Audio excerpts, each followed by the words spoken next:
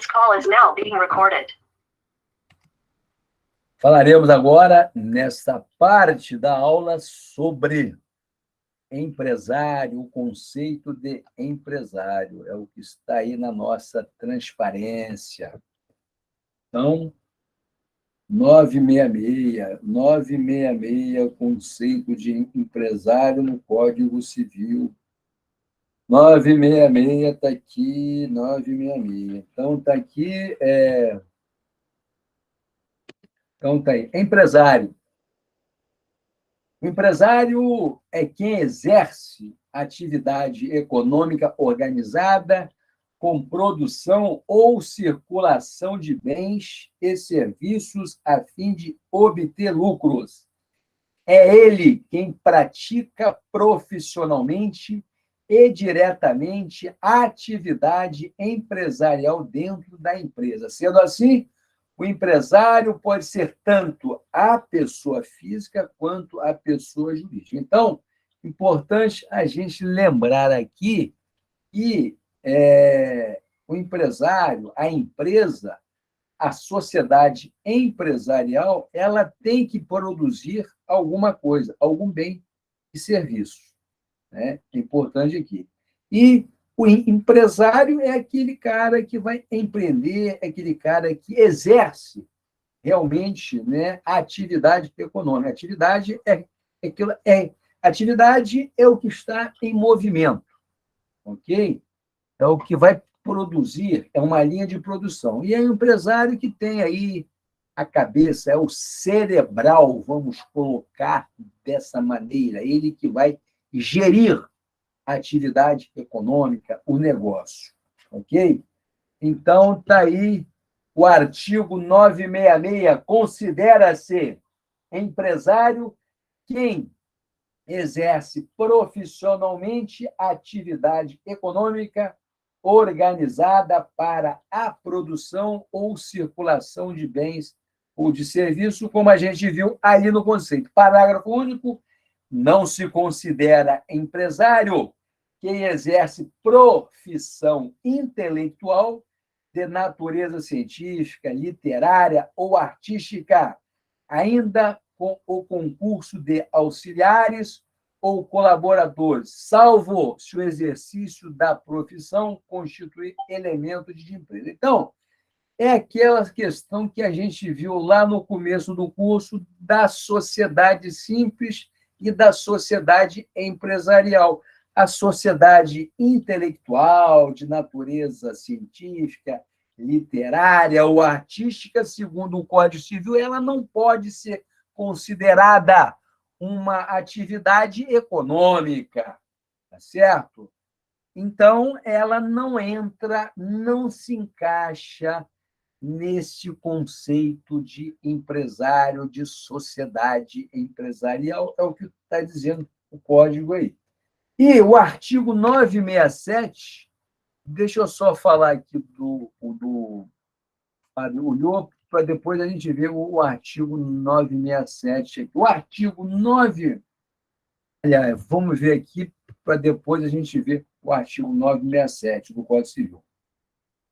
Então, diz Fábio Ulloa Coelho e define: empresário é a pessoa jurídica que toma iniciativa de organizar uma atividade econômica de produção ou de circulação de bens e serviços.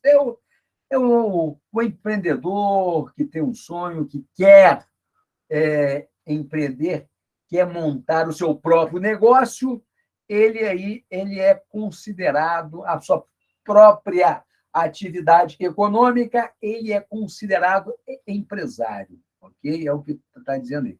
Essa pessoa, como nós já vimos, ela pode ser tanto física, que emprega seu dinheiro e organiza a empresa individualmente, como a jurídica, nascida da união de esforços de seus integrantes, ok? Então, está aqui no artigo 967 do Código Civil, que diz: é obrigatória a inscrição do empresário no registro público de empresa mercantis da respectiva sede, antes do início da atividade. Muito bem? Então, Rosilene, você viu aí que a gente fez uma questão aí que diz respeito ao empresário irregular, né? Ele perde várias vantagens, vários benefícios concedidos pela legislação. Então, o artigo 967 ele diz que é obrigatório a inscrição do empresário, né, nesses órgãos competentes. Então, não podemos estar aí na irregularidade. Inclusive, como eu já falei em outras oportunidades, uma empresa irregular ela está impedida de ir a banco pegar empréstimo, ok? Porque ela não tem um CNPJ, ela não tem uma inscrição na JUSERJ, e no momento em que você vai capitalizar a empresa no mercado financeiro, é exigido toda a documentação. Então, eu acho que perde o empresário que fica irregular, ok? E, como nós vimos também, existe a sanção de natureza fiscal. Você fica aí, né, vulnerável em face do fisco. Você pode tomar um auto de infração porque as suas contas, o seu faturamento não está sendo aí observado pela Receita Estadual, Receita Federal, Receita Municipal. Tá bom? Então, é o artigo mesmo.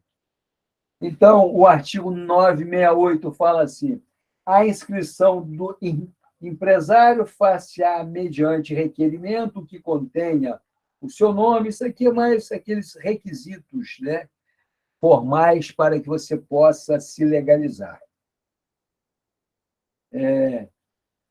Se a mais de inscrição, papapá, caso venha admitir só, o brasileiro poderá solicitar X, mas a formalidade. Então, aqui o artigo 969 é importante, diz assim: o empresário que instituir sucursal, filial ou agência em lugar sujeito à jurisdição de outro registro público de empresa mercantis, neste deverá também inscrevê-la com a prova da inscrição originária. Então, se você, por exemplo, abrir uma empresa no outro estado, uma sucursal, uma filial, você vai ter que fazer a inscrição, tá certo? Na junta competente daquele estado, é o que diz o artigo 969. Olha, o empresário que instituir sucursal, filial ou agência em lugar sujeito à jurisdição de outro registro público de empresas mercantis, neste deverá também inscrevê-la com a prova da inscrição original. Então, você tem uma empresa no estado do Rio de Janeiro, inscrita na JUSERJ. Aí você quer abrir uma filial em Minas Gerais. O que você vai fazer? Vai ter que se inscrever lá também na Junta Comercial de Minas Gerais. É o que está dizendo o artigo 969 aqui. Parágrafo único. Em qualquer caso, a constituição do estabelecimento secundário deverá ser averbada no registro público de empresa mercantil da respectiva sede. O estabelecimento secundário é a sucursal, é a filial, ok? Então, está dizendo aí também o artigo 969, importante também. A lei assegurará tratamento favorecido, diferenciado e simplificado ao empresário rural e ao pequeno empresário, quanto à inscrição e aos efeitos daí decorrentes. Então, o pequeno empresário, o empresário rural, ele tem aí alguns beneplácitos, né, que a legislação assim concede, ok? É o que está dizendo esse parágrafo único aqui. A lei, repetindo, a lei assegurará o tratamento favorecido, né? Diferenciado e simplificado ao empresário rural é o pequeno empresário quanto à inscrição e aos efeitos aí decorrentes. Aí você vai ter que verificar a legislação aí específica para gozar desse privilégio, não digo privilégio, um benefício, tá certo? Por se tratar de empresário rural, de pequeno empresário. Nós temos aí o artigo 971.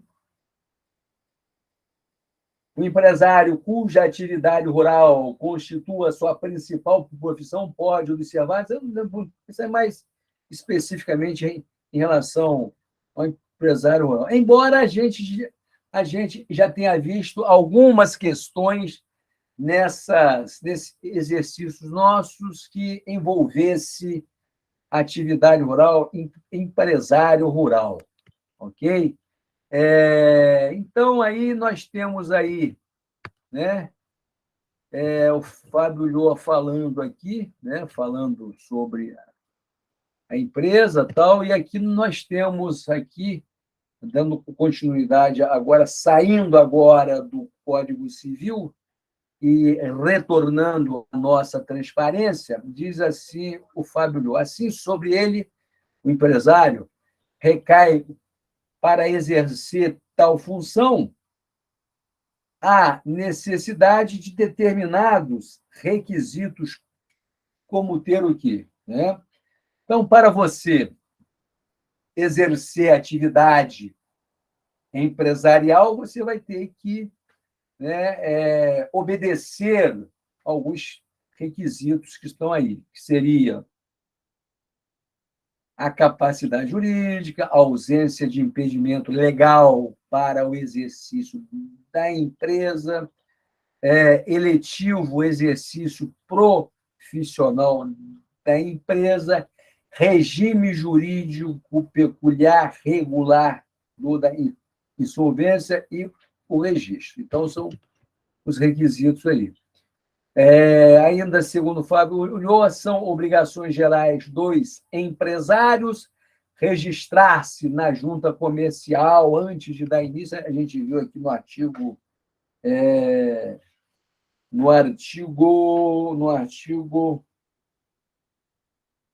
967. Já falamos sobre isso. Ok? Observação? Segundo o Fábio Lhoa, né? O empresário que não cumpre tais obrigações faz com que sua empresa seja o quê? Seja considerada informal, clandestina e sonegadora de tributos. Isso pode, inclusive, gerar o quê?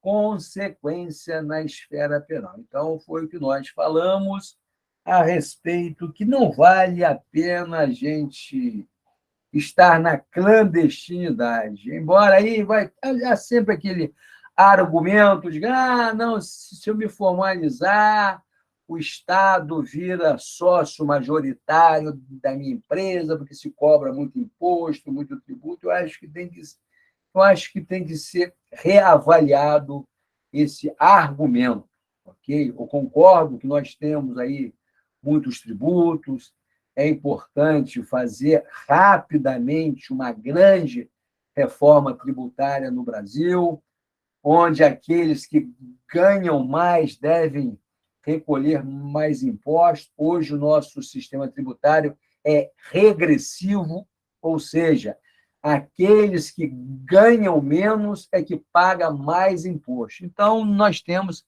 que lutar para uma reforma tributária justa, tanto para a pessoa jurídica como para a pessoa física, tá certo? E parar com esses adendos, esses remendos tributários e fiscais. É isso que a gente tem que lutar para que a gente possa ter um sistema econômico eficiente e formal, e formalizado, vamos colocar assim. né? Então, mais um conceito aí, deixa eu ver aqui, a capacidade pode ser de estiver em todo mundo em consideração civil. Muito bem. A gente fala depois sobre a capacidade jurídica, né?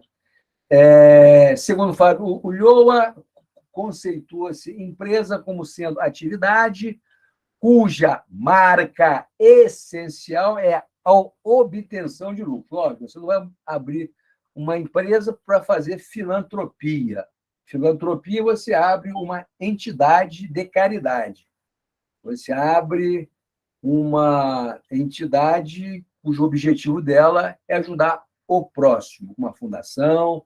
Agora, a partir do momento em que você abre uma empresa, mobiliza capital, obviamente que o lucro é uma consequência natural. Se você não tiver lucro, você fecha no prejuízo até você ir à falência e ficar aí submetido à lei de falência e pedir recuperação judicial. Então, é importante, é relevante, empresa, vamos ser bem claro, empresa não foi feita para fazer caridade, ok? Ela foi feita para ter lucro. Ela pode ter até uma ação social, uma ação de responsabilidade social, mas o seu objetivo social é econômico. Muito bem? Está aí.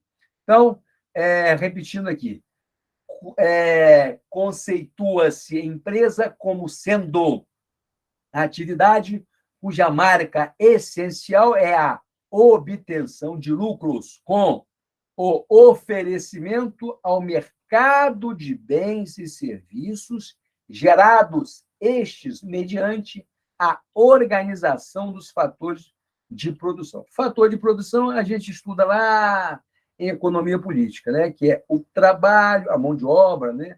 A matéria-prima, o capital, o investimento, é a tecnologia. Esse mix de fatores de produção, que é os insumos que entrarão dentro de um processo de produção, no final, você terá o quê? Você terá um bem econômico, um produto, um carro, uma geladeira, um computador. Muito bem? Mas esse mix, esse fator de produção, essa mistura aí é que vai gerar o produto econômico que vai dar lucro ao empresário. Muito bem? A partir disso, pode-se afirmar que empresa é o quê, pessoal? É a atividade empresarial, sendo o seu conceito, então, estritamente econômico. O conceito de empresa é estritamente econômico. Reiterando, empresa não foi feito para fazer filantropia. Se vocês quiserem fazer filantropia, abram, então, uma entidade de caridade. Ok? Então, está dito aí. Tá? Deixa eu ver aqui. Então, empresa, a partir disso, pode-se afirmar que empresa é atividade empresarial, sendo que seu conceito é uma repetição aí. Daqui. A empresa, observação, a empresa, então, nasce somente quando o quê? Quando se inicia a atividade sob a orientação do empresário. A partir do momento em que o exercício da atividade organizada e lucrativa do empresário desaparece, com ela acessa o quê? A figura da empresa. Muito bem? Então, é o que está dito aí pelo Fábio Ulloa, né? Então, a partir do momento em que você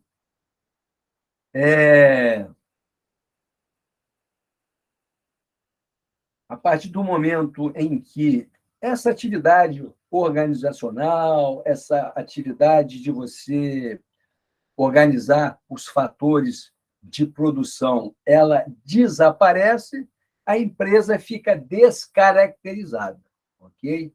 É o que está dizendo aí. E Aqui, ó, acabando aqui, frisa-se aqui que a figura da empresa não se confunde com a figura do empresário, nem com estabelecimento empresarial. Enquanto a empresa é o quê? É atividade empresarial, é atividade econômica, muito bem? É aquele funcionamento. E empresário é quem exerce. O empresário é o dono, é o mentor intelectual, vamos colocar assim, é o empresário. O estabelecimento, conforme Fábio Lioa, é considerado o quê? Um bem que integra o patrimônio da sociedade empresária, não sendo assim sujeito de direito. Então, o estabelecimento é onde está estruturada a empresa, fisicamente a empresa, ok? Então, segundo o Lioa, o estabelecimento não é sujeito de direito. E para a gente finalizar aqui, é importante destacar que a empresa não necessariamente é constituída por uma sociedade empresária, visto que há a possibilidade de constituição de empresa individual e da EIRELI, empresa individual de responsabilidade limitada, muito embora esta última não seja classificada como empresário individual, mas como uma espécie de sociedade definida na lei como pessoa jurídica. Então, essa EIRELI aqui, ela foi assim, ela não existe mais. A EIRELI é uma empresa individual de responsabilidade limitada, que foi substituída pela SLU, Sociedade Limitada Unipessoal, ok? Então, a EIRELI, a gente já viu as características dela e falamos também por que ela foi revogada. A gente vai ver na aula que vem através do adendo 1, para que vocês possam ter clareza. Se cair alguma questão sobre EIRELI e tal, responde, mas é sabendo que ela está assim, é uma figura que está em extinção no mundo empresarial, ok? Então, pessoal, a gente encerra a nossa aula aqui. Vamos parar aqui a gravação aqui. Me coloco